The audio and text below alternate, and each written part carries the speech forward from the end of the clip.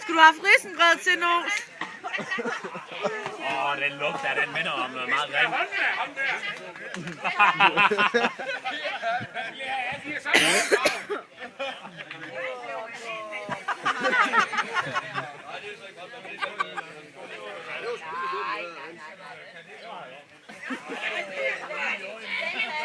Det sviger i øjnene. Ikke kanel. Cynthia, kom her. Cynthia. Det lugter af Risengrød!